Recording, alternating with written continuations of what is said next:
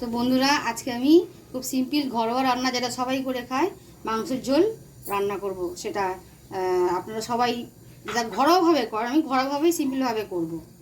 তো আমি আগে আলুটা একটা সাইডে ভেজে নিই, আর একদিকে তেল দিয়ে দেবো, মাংস বসাবো। মানে দুদিকেই আমি কর দিয়ে দিয়েছি, একদিকে আলুটা দিয়ে দেবো আর একদিকে মাংস হবে।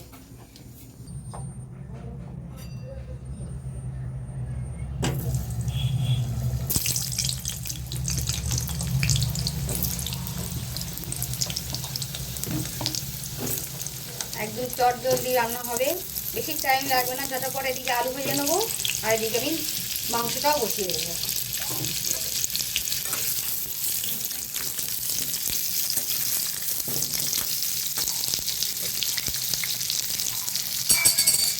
হলুদ দিয়ে দেবো,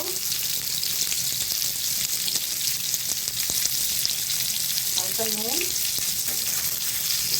আলুটা দিকে ভাজাবো, আমি এদিকে মাংসটাকে বসাবো। এদিকে তেল গরম হয়ে গেছে, দিয়ে দেবো।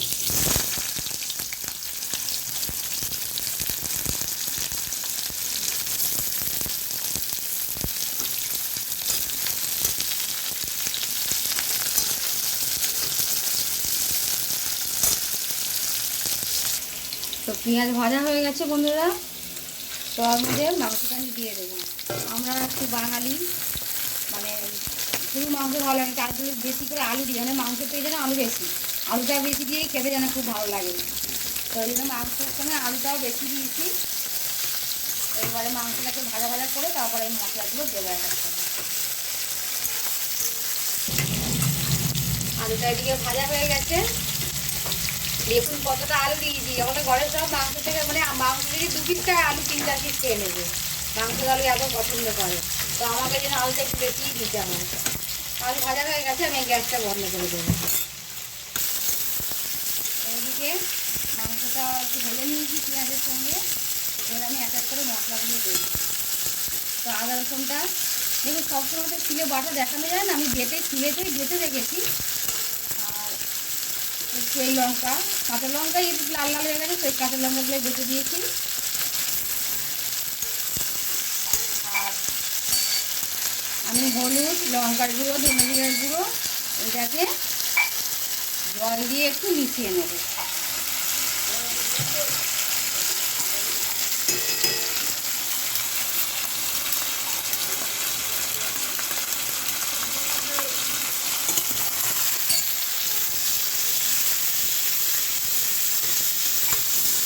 হালকা আদা রসুন দিয়ে আমি ভেজে নিয়েছি, হালকা হালকা কষা হচ্ছে।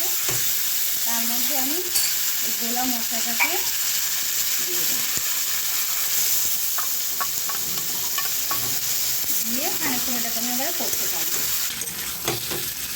মাংস কষা হয়ে গেছে, এবার আমি কাঁচা টমেটো একটু দিয়ে দেবো। কাঁচা না, এটা পাকা লাল লাল হয়েই গেছে। তো তার সঙ্গে আলুটাকেও দিয়ে দেবো, দিয়ে আমি এটাকে আরেকটু কষে নেব।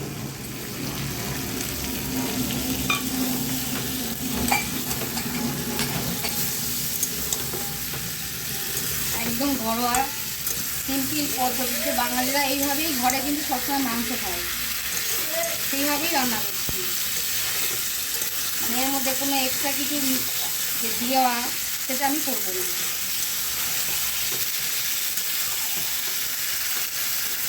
তো এবারে আরেকটু ঢাকা দিয়ে দিচ্ছি,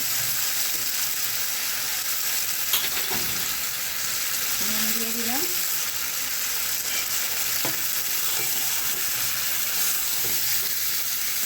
পরে জল দেবো, এটা ঢাকা দিয়ে আমি একটু করবো খানিকক্ষণ। তো বন্ধুরা, আমি এদিকে আমার মাংস কষা হয়ে গেছে, জল ঢালবো, তার জন্য আমি আলাদা এই সাইডে গরম জল বসিয়েছি। তো জল গরম হয়ে গেছে, এবার আমি মাংসটা এটা ঢেলে দেবো। মাংসের মধ্যে কিন্তু গরম জল দিলে কিন্তু ভালোই হয় খেতে, ঠান্ডা জলও দেওয়া যায়। তো আমি গরম জল করেও দিই মাঝে মাঝে, কখনো ঠান্ডা জলও দিই। গরম জল দিলে বেশ ভালোই হয়। জল ঢেলে দিয়েছি, দিয়ে আমি এটাকে খানিকক্ষণ এটাকে ফুটতে দেবো।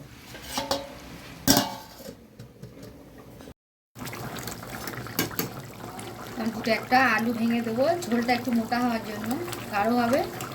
আর বেশি ঝোল আমি মারবো না, একটু ঝোল ঝোলই থাকবে। তো আমরা একটু ঝোল খেতে, মাংসের ঝোল খেতে ভালোবাসি।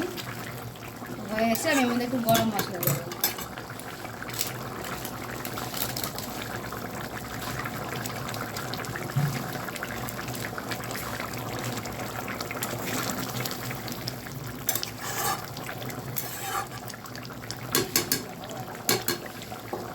হয়ে গেছে, গ্যাসটাকে আমি এবারে বন্ধ করে দিয়েছি।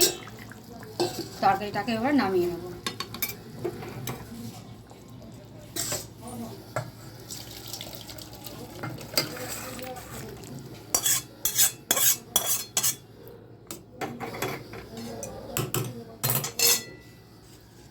দেখুন, একদম ঘরোয়া সিম্পল পদ্ধতিতে মাংসের ঝোল। থ্যাংক ইউ বন্ধুরা।